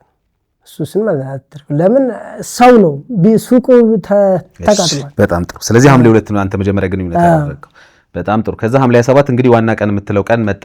ሐምሌ 27 ሚስጥሩ እየፈነዳብን ቀን። በጣም ጥሩ። ንገረኝ፣ ምንድን ነው የተፈጠረው? ይህ ማለት ከሌሊቱ 8 ሰዓት እንግዲህ በቃ ሸገር ነው እየመሰረው ልጁ። ልክ እኔ እስከምወጣ ድረስ በር ስር ሆኖ ይኛል ሁልጊዜ እኔ እስከምወጣለት ድረስ። እኔ ወጥቼ እንኳን ዘወርትል ቤት ይገባ ነው። እኔ ለማንኛውም ቤት የሚገባው እኔ ተወጣ ነው እሱ የሚገባው እኔ ቤት የሚገባው ሁሉ ጊዜ ይሄ ነገር እንዴት ነው እንዴት አድርግ ይሞቃል ቢወስኑ ሐምሌ 27 ሐምሌ 28 ከሌሊቱ 8 ሰዓት ከቤት ትወጣዩት ግቢ ነው የሚዘው ግቢያችን ሁለት ነው የውጭኛው ወተን እንደገና ደግሞ አለ ወደ ውስጥ እዚህኛው ግቢ ውስጥ እንተ ፑል አለ 4 ሰዓት ላይ ራበልቼ ወጣሁ ብዬ እንትላቸው ፑል ውስጥ ነው እኔ የምደበቀው እነሱ ያዩኝ አንድ ቀን እሱ ታባቱ ያለች ያን ዘጋችሁ ዶር ከውጭ ከተዘጋ አይታይም ማለት አይከፈትም ይሄኛው ይከፈታል ልክ እሷ ተዘጋው እሱ ገባ ቤት አንተ ጋር አዎ ገባ አየሁት ነገሮችን ያለመምታትም ምንም ያለ ማለትም ለነብሰባት ይሁን ነገር ያለው እኔ ነገሮችን ሁሉ እንትን ብያለሁ አሁን እኔ የኔ ህሊና እንዳይጎዳ እርግጠኛውን ለማወቅ ይፈልኩ እሺ አሁን ምን ነው የተፈጠረው ንገረኝ እሺ እሱ ገባ አልከኝ አንተ የት ነህ ፑሉ ስር ነህ ፑሉ ስር ነኝ እሺ ገባ እሱ ትገባ ነው ወጣው ምን ከሱ ጋር ምን እንተነበበለኝ 8 ሰዓት ማለት ምን ሊሰራ ይገባል የኔ ቤት አንድ ሁለተኛ ደግሞ ይሄን ወደ ነሐሴ አካባቢ ነው መሰለኝ ክፍለ ሀገር ለህን አልኩኝ ክፍለ ሀገር ለህን ነው ደስታችሁ ደስታ ሀድኩ አልኩና አሁንም እዛው ቤት ነኝ ያለው እንሰው በቃ እርግጠኛነትን ታቅ ተደብቄ ፌሮዬ ተደብቄ አከራዋዝ እግቢ አከራዋዝ አከራው ነገረው በማግስቱ የት ገባ የት ወጣ እቃውን ጫጠፋ እሱ ከጠፋ በኋላ እኔም ወጣሁኝ እኔም ያው ንዴቱም አለ እየበረደልኝ መጣ ወጣሁ በቃ ከዛ በኋላ ያንን ግቢ ለቃ ሌላ ቤት ተከራየች መጨረሻ እንደዛ ትትኖራ ልጅቱ እየተወለደ ጊዜ ልጅቱም እየሱ ነው ማለች በጣም ጥሩ በስልክ ያልከኝ ለኔ በስልክ ያልከኝ እኔ እሷን ብላለች አልጋ ስር ሆኜ ተኝቼ አይቻታለው ከዚህ ሰውዬ ጋር ከጎረቤት ጋር ብለህ ነበር ባለፈው እሱንም አይደለም ምስጥሮች ለማወቅ አልጋ ስር ታይተኝቻለሁ ምስጥሮቹን ለማወቅ እሺ በጣም ጥሩ አሁን ምን አየህ አሁን አንተ ውስጥህ ምን ይልሃል እስቲ ምን አየህ ማለት ድብቅ ነው ቤቱ ይሄን 8 ሰዓት ቤት ገባ አልከኝ ይሄኛው ሌላ ነው ይሄኛው አይደል እሱ ራሱ ሁለተኛው 8 ሰዓት ቤት ሲገባ አይቻለሁ ብለኝ እሺ ሲገባ ሄደህ ምን ትሰራለህ ለምን አላልከው ለምን ብዬ ነው የምለው ለምን አትነው ቤት አይደለም ባለ ትዳር አይደለም ማለት የማውቀው ነገር ስላለ ምንድነው የምታውቀው ነገር ማለት እኔ ከሷ ጋር አንደኛ ለመቀጠል የለኝም ተለያይ እሱ ያንተ ፍላጎት ነው ሁለተኛ ደግሞ እዛ ተሐኩ እሱን ለምንታት እኔ አልፈለኩም ያኛው መጥቶ አይደል ያኛው ምን መጥቼ እኔ በሷ ምክንያት እኔ ከስንቱ ሰው ጋር ነው የምቀይ ለምን ብዬ ነው የምለው አልለውም በቃ መጀመሪያ ራሴን አሳምኛለሁ የማልበት ምክንያት በዛኛው ያን መጣሁት ዛሬ የታገንቺ ይቅርታ ባልኩት ያኛው ስለዚህ እኔ ደግሞ በሷ ደግሞ ይሄኛው መምታት ሄደ 8 ሰዓት ናግባ ማለት ምን ማለት ነው እንዴ ቆይ አንድ ጥያቄ ልጠይቅህ ልክ ነው አሁን ጸብ እንግዲህ አሁን አንጻራዊ ነው ጸብ የሚደገፍ ነገር አይደለም ዱላ ድብድብ የሚደገፍ ነገር አይደለም ማንም ሰው ትዳሩ ላይ ግን መቼም መጥቶ ሲመጣ ማናገር ድብድብ አይደለም ማናገር ምን እያደረክ ነው እኔ ቤት ብሎ እንደውም እንደዚህ አይነት የተረጋጋ ስሜት ካለህ እኮ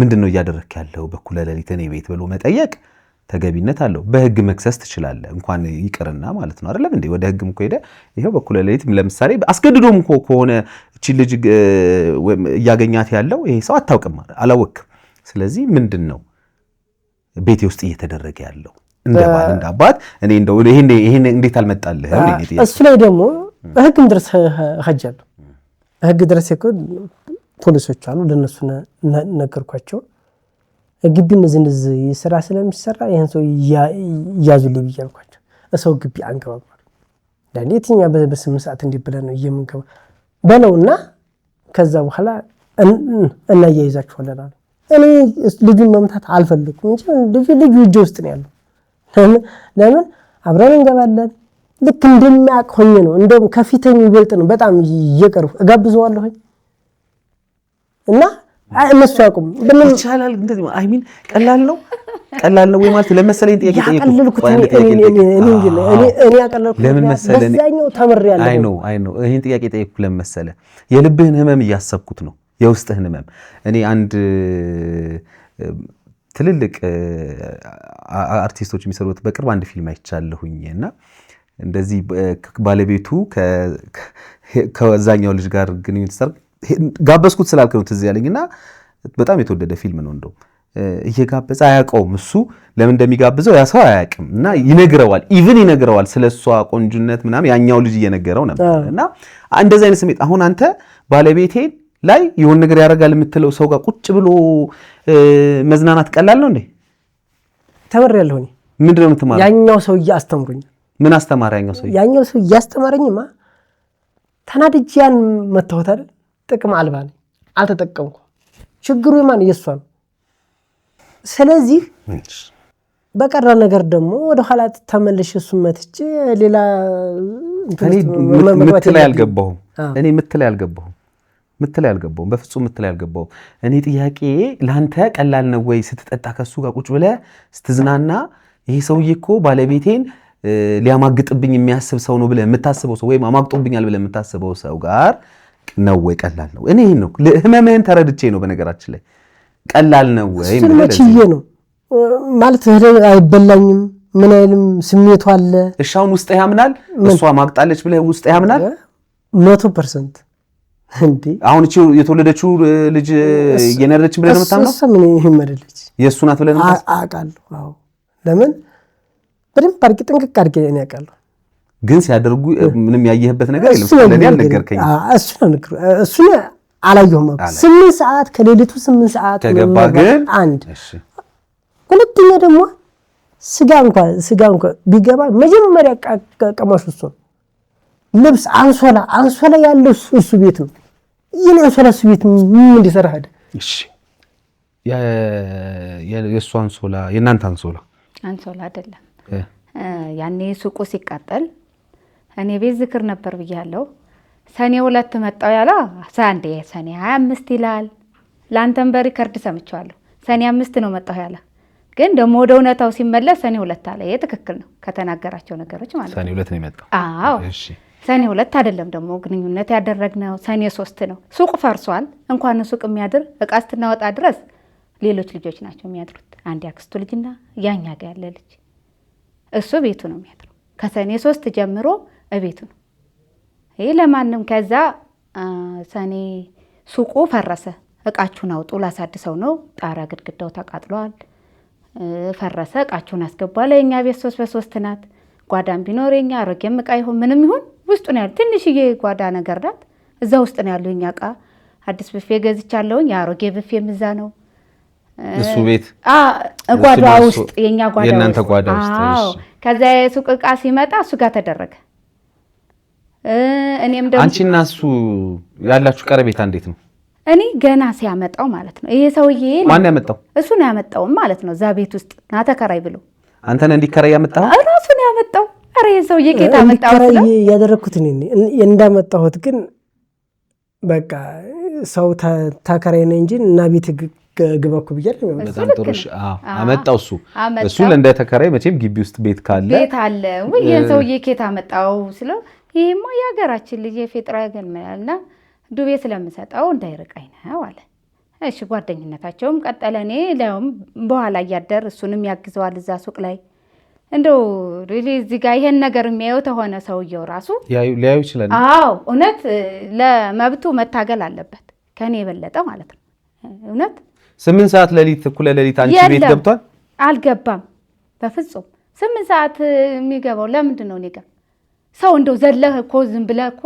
በቃ የምታረገው ነገር አይደለም እንደው እኔ እንጃ መቼም ብዙ ነገሮች አሉ አውቆ ነው እሱ የራሱ አላማ አለው እሱ ማለት ነው እንዳለውም ተትዳሩ ዓለም ለመውጣት ነው የሚልም ቃላት እየተናገረ ነው እዚህ ጋር የወለዳት ልጅ ክዶ አይደለም አንድ ጥያቄ ልጠይቅሽ ከተዳሩ ዓለም ለመውጣት መስላልሽ ማለት ነው እንደው ቅድም እንዳላቋርጠው ብዬ ነው እሱ ከተዳሩ ዓለም መውጣት ፈልጋለሁ ያለበት ምክንያት እንደሰማሽው ነው።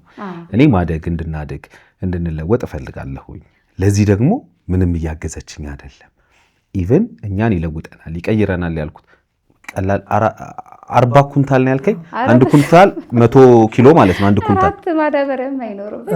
40 ኩንታል ማለት 400 ማለት ነው።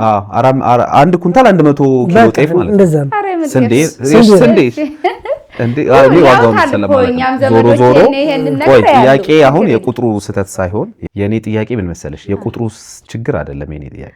እሱ ለእናንተ ለሁለታችሁ እና ለልጃችሁ እንድትቀየሩ እየጣረ ከሆነ አንቺ ለምን አላገዝሽው? እኔ እንደውም እዛው ሱቅ ውስጥ እየሰራሁኝ ሱቋን አንቺ እዚህ ጋር ልጁን ይዘሽ ትሰሪያለሽ፣ እኔ ወጥቼ አናጺ ነው ወጥቼ እሰራለሁ ለሱቁ ማጠናከሪያ። አንቺ ልጁን እኔ ይሄን ልጅ ሳረግስ ማለት ነው ትልቁን አረገዝኩ ስለው እዚች አትወልጃትም አለኝ። ገና ሳረግስ እናትሽ ጋር ሄደሽ ነው የምትወልጂው።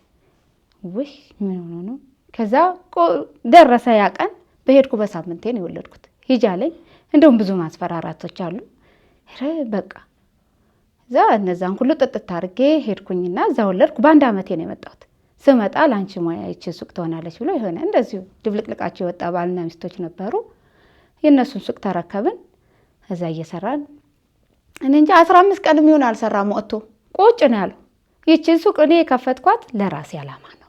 አንቺ የራስሽን ፈጠራ ፈጥረሽ ስሪ።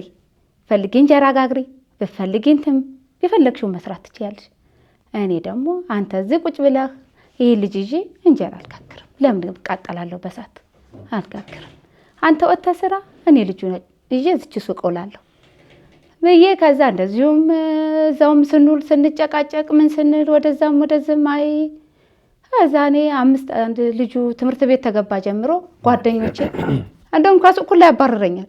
በቃ ምንም ነገር አልሰጥሽም ከዚህ መኖሪያ ቤት አለ ለብቻችን። ከዛ ሲያባርረኝ የሆኑ ጓደኞቼ ሳለቅስም ያውኛል። መግዣ ብር የለኝም፣ ስራ አልሰራም ሌላ።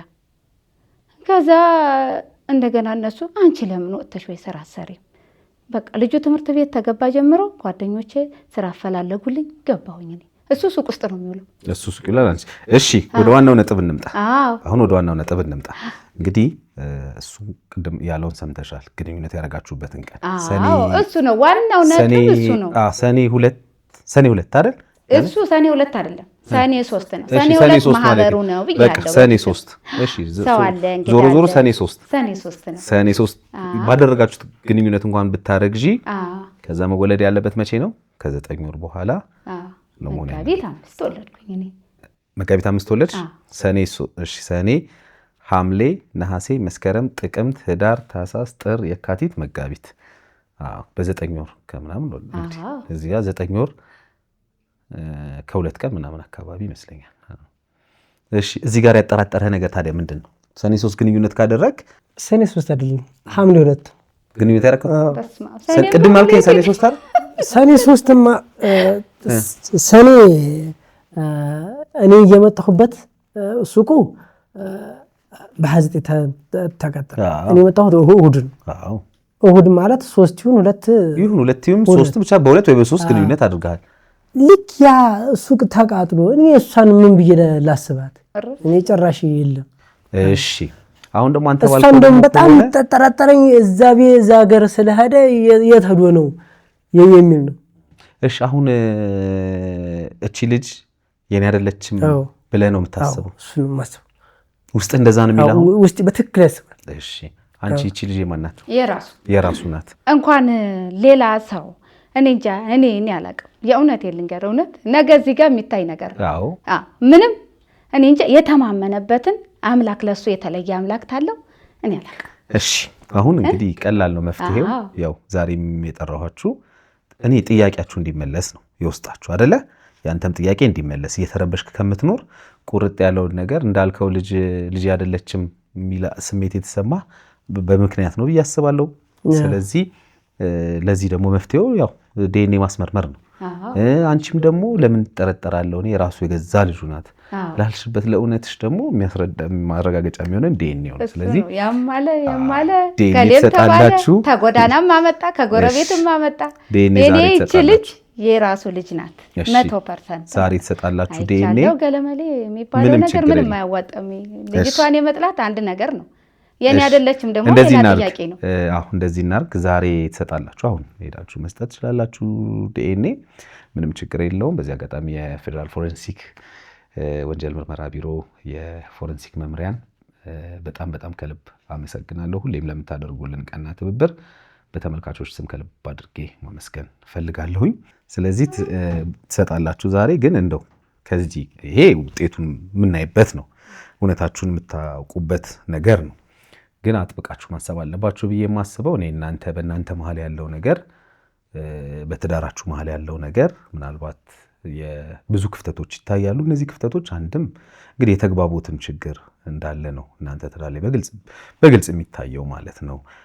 የተግባቦት ያለመተም እነዚህ ነገሮች የሚመጡት አንድም እርስ በርስ በደንብ ካለመነጋገር ካለመግባባትና በብዙ ተያያዥ ምክንያቶች እነዚህ ነገሮች ሊመጡ ይችላሉ ብዬ አስባለሁ። እና እናንተ ብዙ ዓመት ዋጋ ከፍላችኋል፣ ብዙ ዓመት አብራችሁ ቆይታችኋል። የቆይታው የእድሜው የጊዜውም ጉዳይ ብቻም ሳይሆን ደግሞ በመሀላችሁ የመጡ እነዚህ 2 ልጆች አሉ። እንግዲህ ያው አንደኛዋን ያው በቅርብ ጊዜ የምትለየውም ቢሆን ማለት ነውና ትዳራችሁ ላይ ለመስራትም መቦዘን የለባችሁም። ከዚህም በኋላ ቢሆን እናንተ በደንብ ትተዋወቃላችሁ ብዙ ነገሮችን። አሁን ትልቁ ነገር እኔ ምን አደረኩኝ ነው። አየህ አሁን እኔ እሷ እንድትረዳ አንተን ያንተ ልፋት እንዲገባት ያንተ መድከም ያንተ መሮጥ ያንተ መጣር እንዲገባት ምን አደረክ እሷ እንዲገባት አንቺም ያንቺን እውነት እሱ እንዲረዳ ገባሽ? ከንዴት ከስሜት ውጪ ሆኖ ነገሮችን እንዲያይ ምን አደረግሽ? እነዚህ ነው ማሰብ መቻል ያለብን። መጀመሪያ ወደ ሰው እጃችንን ከመጠቆማችን በፊት እኔ ምን አደረግኩኝ ለቤቴ አይደለ? አንተ አሁን ልፋት ያሳዝን ምንም ቢሆን ወጥተህ የቀን ስራ ሰርተህ ደክመህ ዛላብን አፍሰ ከዛ ደግሞ እዛ ሱቅ ብለህ ከዛ የሆነ ነገር ብለህ ከዛ ክፍለ ሀገር ድረስ እየሄድክ ሰርተህ ይሄ ሁሉ ልፋት ለምንድን ነው? ለቤትክ ነው አይደለ? አዎ። እዚሁ ላይ ግን አንተርክ እዚሁ ላይ እንትን የምለው የኔ ልፋት እሷን እያስደስታት ብያለሁ። የኔ ማጣት እሷን እያስደስታት። አንድ ነገር መናገር የምፈልገው የኔ መሞት ወይም የኔ የሆነ ነገር መሆን ለእሷ ደስታዋ ነው። እንዴት ብትለኝ ከሆኑ ሰዎች ጋር ታጣላሁን መቱኝ። ከመቱኝ በኋላ እሰይ አለች። እሰይ ደጋሩ ሁልጊዜም እሰይ የምትለኝ የሆነ ነገር ትሆን ሲኤምሲ እየሰራሁ ከ9ኛ ፎቅ ላይ ለወድቅ 1 ሽቦ ብቻ ይዤ ቀረሁ። ወድቆ ሆናለች።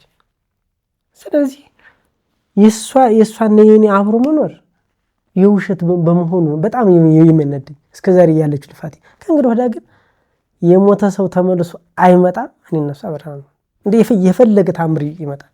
እኔ እነሱ አብረን አብቅቷል፣ አልቋል። ለምን ከቤተሰብ ከእናቷ ጭምር ሂጅ ኧረ እባካችሁ እንዴት ነው ይሄ ልጅ አለ ምንድነው ይሄ ሁላ እያለ ለምንድነው ወደ ኑሮችን እንትን ማለት ነው እንግዲህ እሷን የምታውቀው።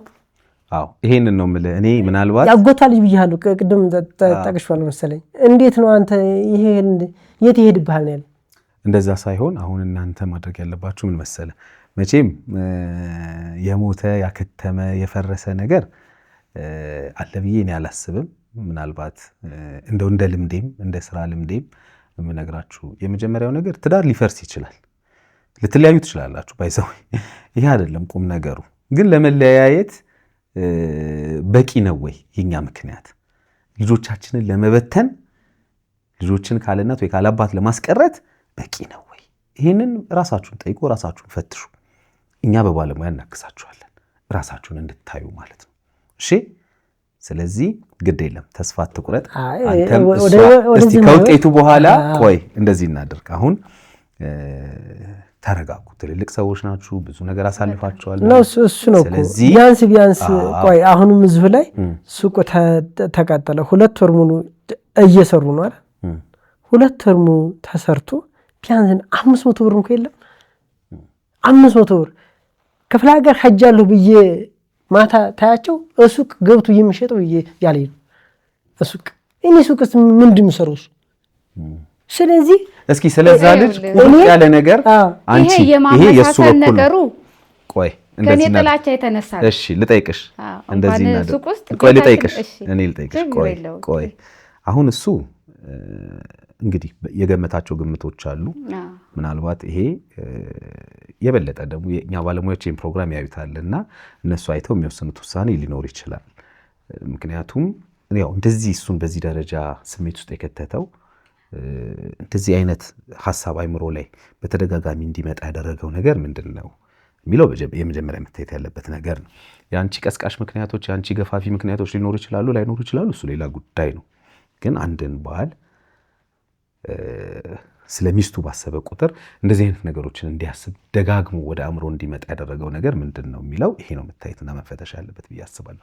ግን አሁን ይሄ የእሱ ፓርት ነው። እሱን የተናገረኝ ጥያቄ ነው የጠየቀው አይደለ? ስለዚህ ሰው ጥያቄ ነው የጠየቀው። ስለዚህ አንቺ እና ይሄ ሰው አላችሁ የሚለው ነገር እውነት ነው ወይንስ እውነት አለው? አዎ በቃ እስኪ ለእኔም ለተመልካቾችም ለሱ ንገሪኝ። ምንም እውነት አይደለም። ከሱ የበለጠ እኔ ለዛ ለሰውዬ ምንም የተለየ ነገር ማረገውም ቀረቤታም የለኝም።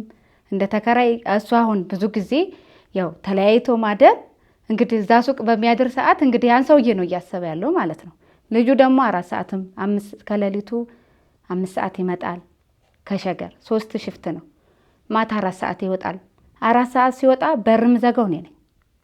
ለምን ሰውዬው እሱ ይወጣል፣ የውጭውን በር ዝጊ አላፊ ያ ልጅም ሳይመጣ በፊት እኔ ነኝ በርም ዘጋ። እኛ ራት በልተን ሌላ ተከራይ የለም፣ ሌላ ተከራይ የለ። እኛ ነና መጨረሻ እሱ የሚወጣው ከቤት ማለት ነው። እኔ በሬ ክፍቱን እንዳይሆን እኛ ከዛ በፊት 2 ዓመት ተቀምጠናል። ያ ተመንጣቱ በፊት በርም ዘጋው እኔ ነኝ። ሰዎቹ ኃላፊነቱን ሰጥተዋል። እናንተ ናችሁ ከሁሉም በፊት ሌላ የሚወጣ የሚገባ የለም። እሱ ራት በልቶ ሄዳለ ሱቅ ስለሚያድር ነው የሚዘጋው። እንደውም አንዳንድ ቀን እተዋለሁ ሁላ ልክ የሚዘጋው ጠፍቶ በሩ ሲከፈት ሲዘጋ ሰማዋለሁ። ጌታ ሆይ አሁን እዚህ ግቢ የሆነ ነገር ቢሆን የሰውዬ ኃላፊነቱን ሰጥቷል፣ እኔ ተወቃሽ ነኝ ብዬ እንደገና ተነስቼም ሄጄ ዘግቼ መጥቼ ተኛለሁ። እንግዲህ እነዛ ነገሮችም እንግዲህ በደህና ዋልሽ በደህና አደርሽም ሪሊ እንደው እንደ ሌሎቹ ጓደኞች እንኳን የሰውዬ ሳቅ ብሎ እንደው በእጁ እንኳን ጨብጦኝ አያውቅም። እንኳን ሌላ ታሪክ እንኳን ሚስጥራዊ ሚስጥር የእውነት የልንገርህ እንደ ሴትኛ የእውነት እንግዲህ እንደዚህ እናደርግ እንዴት እንደሰማነው ነው። በህልሙም እንግዲህ የሆነ ያሰባቸው አይምሮ ውስጥ የሚፋቁት ነገሮች ካሉ በሆነ ምክንያት እነዛ ነገሮች ያውጣ። እኔ በዚህ ዙሪያ ከዚህ ሰውዬ ጋር ምንም ግንኙነት የለኝም። ምንም እንደ ጎረቤት እንደ ሰውኛ ሰው ነው። ባልሽ የልጆችን አባትንስ ትወጂዋለሽ? አዎ። አንተስ? እኔ እንደዚህ ወድሃለሁ ምናምን መግለብለም ምናምን አለ፣ ግን የልብ ስርዓት ያለው እንትን የልብ ነው። የልብ ነው። እንደዚህ የልብ ይበልጣል እኮ በጣም እንደዚህ ባፌ እንደዚህ የማሽቀብጠው ታሪክ የለም። ይሄው ሰውየውም እዚሁ ነው። ይሄው አጠገብሻል። አዎ። ስለዚህ የሱ የጥላቻ መንፈስ ስላለ ሊሆን ይችላል። እሱ ነው የማይወደኝ። ምናልባት ያኛው የበፊት ያሰብከው ሐሳብ ያኛው ከዛኛው ሰውዬ ጋር ከነበረው ነገር ጋር ተያይዞ ምናልባት አይምሮክ ውስጥ የተፈጠረም ነገር ካለ ይህንን ማጥራት ያስፈልጋል ብዬ አስባለሁ። ይኸው እሱ ጋር አሁን እሱ አእምሮ ውስጥ የተፈጠረውን ብዥታ ሊፈጥር እየቻለው የመጀመሪያው ነው። በቃ ከኔ ጋር አብሮኝ አይኖርም የሚል ሐሳብ አላት ያኛው ከተፈጠረ። ከዛ በፊትማ ይሄን እሷ እንዴት አድርገን እንደምንቀየር አስልተን ነው የመጣ ነው። እሱ ከዛ ያን ካየ ሆድህ ከኔ ጋር እንደማኖር ታውቃለች። እሷም እኔም ደግሞ ትገምታለች አልኩ እንጂ እሷማ ይሄው የልቧን ተናገረች። ይቺ ውሸት ነች። እኔ እንደ ሁሉም ነገር እንደው ለምን ተዋሻለች ብለህ ታስባለህ? ስለማውቃቸው አውቃለሁ። አንድ ጋር ነው ያደግነው አውቃለሁ። ውሸት ደግሞ የትም እንትን አይደል። እሺ እንደዚህ እናድርግ። ሁለተኛ ደግሞ የሰው ልጅ ትዳር ወይም የትዳርን እንትን የሚያቅሰው አለ አይደል? ጭራሽ እንኳን እንደ ባልታ ይሆን እንደሌላ ነው የሚቆጥር።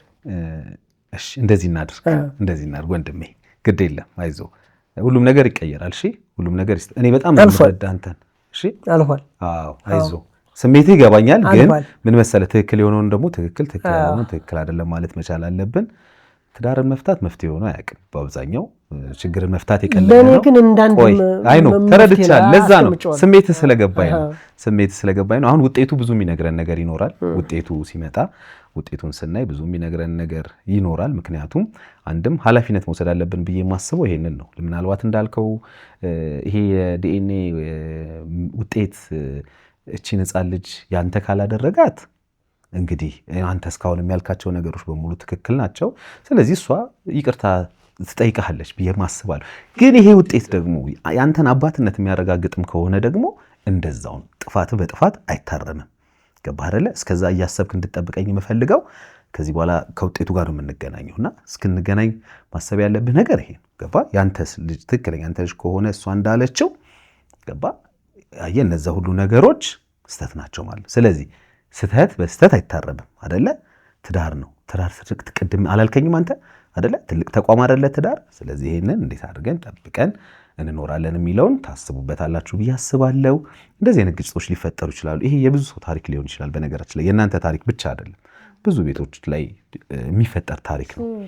አንድ ደግሞ እኔ የምናገረው ነገር ማለት ነው እዚህ ጋ ልጁን እያባበለ ቅድምም ብሎሃል፣ እጋብዘዋለሁ ከእሱ የሚፈልገው ነገር ነበረ። ሁለታችን ጭራሽ አናቅም። እሱ ቤት ሁላ እንግዳ ይዞ እየገባ ያድራል። ይሄ ሰውዬ እውነቴን ልንገርህ እኛ አናቅም። ማን ነው እሱ? ሌሎች ጓደኞቹን እየያዘ እኔ ከልጄ ጋር ያ የእሱ የወንድሙ ልጅ ክፍለ ሀገር ሄዷል። ሱቁ ተቃጠለ። አንድ 20 ቀን ሙሉ ተቀመጠ። 20 ቀን ሲቀመጥ ያ ልጅ የሚያድረው የእኛ ቤት ትንሽ ናት። ከልጃችን ጋር እኛ 3ታችን እንተኛለን። ከዛ ያ ልጅ እሱ ጋር ነው ያለው። ልብስ አንሶላ የገለመሌ የሚለው እሱ ልጁ ልለብሰው ይዞ ሄደ እዛ ቤት። እነዚህ ነገሮች ትጠረቃቀሙ ለሱ መፍትሄ ሆን መስለውታል። ገባ እንጂ ሌሎችም እንግዶች የማህበሩ ዕለት ከኛ ቤት ሄደው ያደሩ አሉ። የኔ ዘመዶች መጥተዋል። የሱ እህቶች አሉ። አረ ይሁን አልጋ ልብስ ጠፋኝ አልኩኝ እኔ ራሱ ለእህቶቹ ራሱ አረ አላየንም። ያ ያልጋ ልብሱ አረ ጠፋኝ ስላቸው የሱ ጓደኞ ያጎቱ ልጆች አሉ ጎረቤት አረኛ አልወሰድንም አሉ። ከዛ ደግሞ ያከራያችን ሚስት አለች ጎን እሷንም ስጠይቃት አካሊት ወስዳብሽ ይሆናል አለች። ኧረ በስመ አብ ተሷ አትወስድም። ልክ ሌላ ጊዜ እሱ ቤት ሲገባ ልክ እንደ ጓደኛ ሆኖ አግኝቶታል። ያ ልብስ መቼ ሄደ ነው? ብርድ ልብስ ሁላ ሄዷል። የዛ የማህበሩ ጊዜና ሱቁ ሲቃጠል የነበረው ልጅም እዛ ሲያድር የለበሰው ነው። እሱም እንግዳ ይዞ መጥቷል። እንግዳውን እንደውም አከራያችን በቀዳዳ ይመለከታል። እኔ ራሱ አይቼዋለሁ። ልጁ የለማ በሽፍት ስለሆነ እሱ እንግዶቹን ይዞ ልጁ ቤት ነው የሚያድረው። ይሄ ሰውዬ ራሱ በህይወታችን ራሱ መቆየታችን ጥሩ ነው። ሌላ ነገር ውስጥ ገብቶ እነዚህ ሰዎች ተጣምረዋል ብሎ እያሰበ ያን ያህል ቀን ማቆየቱ እሺ። እንግዲህ ደግሞ አንድ የልጁ ስልክ በዚህ መካከል የልጁ ስልክ ከቤት ጠፋ። ምንም ያክል ስልክ ቁልፍ ያለው እኛ ጋ ነው የምንገባው የምንወጣው። እሱ ነው የሚገባው እሱ ቤት። በቀልም በትክክለኛ መንገድ ከሆነ ሰው በትክክሉ አቋምህ መጠየቅ አለብህ። እውነት ውስጥ ይወጣ መጋደልም አለ። ይሄ እንደ ቀላል ነገር አይታይም። ትክክለኛ እንደው ሰውየው ራሱ እዚህ ጋር መጥቶ ብታየው ይሄ ነው ይተላል። ግን አንድ ቀን አይቀርም ፈጣሪ እሱም ልታገል ይሆናል። ይሄኔ እንደው እኔ እንጃ ብቻ በዚህ ዙሪያ እሺ። ለማንኛውም እየደጋገምኩትም ቢሆን ችግር የለም። ለማንኛውም እንግዲህ እግዚአብሔር ከእናንተ ጋር ይሁን። እኔ ትልቁ ነገር አሁን በቃ ሁላችንም ጊዜ ወስደን በደንብ ወደ ራሳችሁ አይታችሁ እንዴት አድርገን ይሄን ነገር እንመልሰዋለን ወደሚለው እንደምትሄዱ ተስፋ አደርጋለሁኝ። ስለዚህ ዛሬ አሁን ሄዳችሁ ናሙና ትሰጣላችሁ። ውጤቱን ሲመጣ አብረን እንገናኛለን ማለት ነው። ግን የልባችሁን ስለነገራችሁኝ የውስጣችሁን ስለነገራችሁኝ መፍትሄ ፍለጋን ብትመጡ በእናንተ የህይወት መንገድ ውስጥ ደግሞ የሚማሩ ሌሎች ተመልካቾች ይኖራሉ ብዬ አስባለሁ። ለዛ እንግዲህ ታሪካችሁን ስለተካፈልን በጣም አመሰግናችኋለሁ። መልካም ዕድል ይግጠማችሁ ለሁላችሁ። እንግዲህ የተከበራችሁ ተመልካቾቻችን ከዛሬ እንግዶቼ ጋር ያደረኩት ቆይታ ይህንን ነው የሚመስለው። እንግዲህ ከነዚህ ባለታሪኮች ጋር በድጋሚ የውጤት ዕለት የምንገናኝ ነው የሚሆነው። ግን ብዙ እንደተማርንበት ተስፋ አደርጋለሁ። ብዙዎቻችን ቤት ውስጥ የገቡ እንደዚህ አይነት ጥርጣሬዎች ይኖራሉ ብዬ አስባለሁኝ። እንግዲህ አንዳንዴ የተግባቦት ማጣትም የተግባቦት ማነስም ብዙ ነገሮችን ሊያሰፋና ወዳልፈለግነው መንገድ ሊወስደን እንደሚችልም ማሳያ ነው ብዬ አስባለሁ። ግን እናንተ ምን ተሰማችሁ? ምን ገመታችሁ? ወርቀ ዘብ እንዳለችው እቺ ታዳጊ ልጅ ኃይሉ አይደል? እቺ ታዳጊ ልጅ ኃይሉ ናት ወይንስ ኃይሉ እንዳለው እቺ ታዳጊ ልጅ የሱ አይደለችም? ውጤቱ የሚለየን ይሆናል። የእናንተን ግምት ማስቀመጥ ትችላላችሁ። በፍጹም ጨዋነት በተሞላ መልኩ ሐሳባችሁን አስቀምጡ። እኔ ማየዋለሁኝ። እኔ ዓለምሰገድ ታደሰ ነኝ። መልካም ጊዜ